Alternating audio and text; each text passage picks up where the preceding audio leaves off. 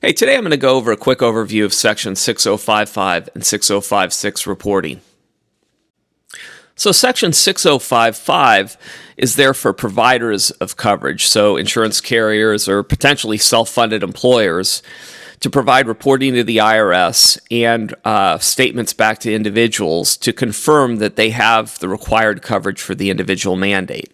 Section 6056 is for applicable large employers with 50 or more full-time equivalents, and it's required to provide statements and file with the IRS to verify that they're doing what they're required to do under the employer shared responsibility rules, in other words, the employer mandate. The deadlines for filing are March 31st if you're filing electronically or February 28th if you're furnishing paper statements. And then for the individual statements, you'll be required to have those done by January 31st. Any entity that files more than 250 or more statements with the IRS is required to file electronically. If you file less than that, then it's optional. And then individual statements, as a general rule, you're going to want to send those out in the mail to the last known address, similar to what you do with the W-2. Statements can be furnished electronically if you've got the right consent requirements met. Keeping in mind that a large employer is an employer that employs more than 50 full-time equivalents. If you're a large employer that sponsors a self-insured plan, you're going to be needing to file Form 1095-C on each of your employees, and you're going to complete Parts 1, 2, and 3 of that form. That Part 3 is the additional step you take as a self-funded employer. You also need to file Form 1094-C for your group. If you're a large employer sponsoring an insured plan, just 1095-C on each of your employees, Part 1 and 2, as well as 1094-C. And then if you're a non-large employer, say you're a 30-life group that happens to self-fund your medical plan, you're still going to be required to fill out Forms 1094-B and 1095-B. If you're less than 50 employees and you don't have a self-insured plan, you're off the hook.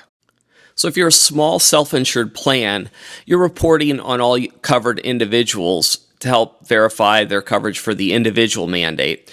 Or if you're a large employer that's insured, you're reporting on full-time employees to verify that you've satisfied the employer mandate. And if you happen to be a self-insured large employer, you file both and you report both on full-time employees and your covered individuals.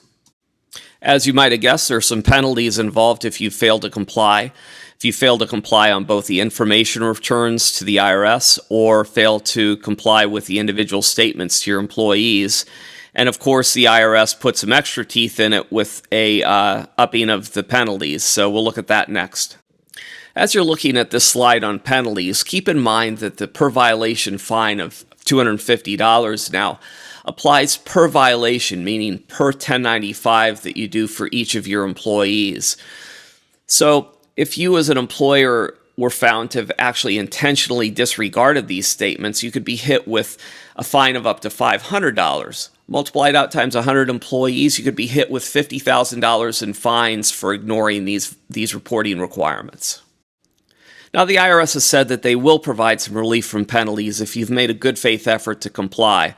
What you don't want to do is ignore the reporting altogether or fail to file in a timely fashion.